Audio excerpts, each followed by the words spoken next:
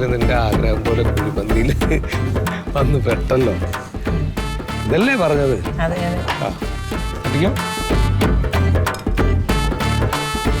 പറയൂ. ആ ജിന്ദഗി ഹോട്ടലാണ്. കുഴിമന്തി. അയ്യോ, കുഴിമന്തി ഉണ്ടാവോ മോനെ? മോനെ കുഴിമന്തി ഉണ്ടാവോ? ഉണ്ടോ? ഒരു പോയി നോക്ക്. ഒരു അളവ് എത്ര രൂപ പറഞ്ഞേ? ഒരു 5 കുഴിമന്തി ഉണ്ടോ നോക്ക് കേട്ടോ. പാർസൽ. അപ്പൊ ഇപ്പം തിരിച്ചു വിളിക്കാം. ഒന്ന് ഇപ്പം വിളിക്കാട്ടോ. ഒന്ന് വെയിറ്റ് ചെയ്യണേ. എന്തെങ്കിലും വേണമെങ്കിൽ പറയണം കേട്ടോ. നിങ്ങൾ കട്ട് ചെയ്ത് വിളിച്ചോളൂ. ശരി. ഇത്തിരി വെള്ളം കൊടുക്ക് സുധീഷേ. ഇവിടെ വെള്ളം കൊടുക്ക്. സാറെന്താ കുഴിമന്തി കഴിക്കാത്ത? ഞാൻ വൈഫിന്റെ ഒരു താല്പര്യത്തിൽ അങ്ങനെ വന്നാ. ഞാൻ കഴിക്കാറില്ല. സ്പെഷ്യലി മെയ്ഡാ. ശരി. നമ്മുടെ യമല്ല അബ്ബാസ് ആണ് ഇവിടെ പാചകം ചെയ്യണത്. ആര്? യമല്ല അബ്ബാസ്. അവിടെ കുറെ കാലം 18 കൊല്ലം അവിടെ പണിയെടുത്ത ആളാ. ഞാൻ കൂടെ പൊക്കി. ശമ്പളം നന്നായിട്ട് കൊടുക്കണം, എന്നാലും സാധനം നന്നായിട്ട് കിട്ടുമല്ലോ. കഴിക്കട്ടെ. എന്നാലും എന്താ വേണ്ടച്ചാ പറയണേ. പെട്ടെന്ന് പോവാ. മോനെ എന്തായി കുഴിമന്തിന്റെ കാര്യം ഉണ്ടോ? അപ്പൊ ഞാൻ ഒന്ന് വിളിക്കാം. മോനെ വെള്ളം കൊടുക്കും.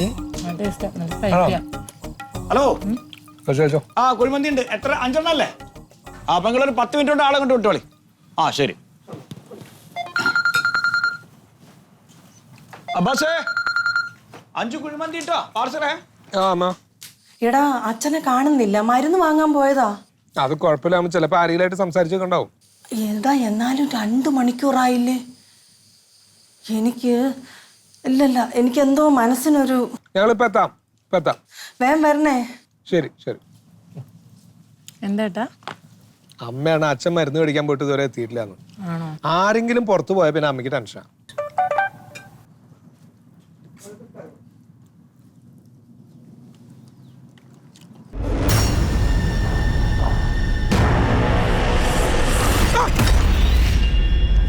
എന്തുപറ്റി ചാന്തു?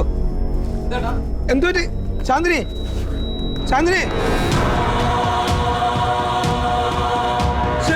ഭക്ഷണം കഴിച്ചോണ്ടിരിക്കുമ്പോ വീണെന്നേ. ചാന്തു. ഹലോ. കുഴിമന്തി കഴിച്ചിട്ടായിരിക്കും. ആൾക്കാർ കഴിച്ചല്ലേ? അവര് നോക്കിയെന്ന് അബ്ബാസിനോട് കാർ എടുക്കാൻ പറയും. കൊണ്ടുപോലോ. ഒരു വണ്ടി വിളിക്കും.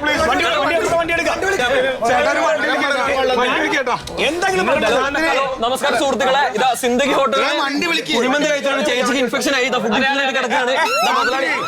മുതലാളി ചേച്ചി കഴിച്ചോണ്ടിരിക്കുമ്പോൾ ബോധം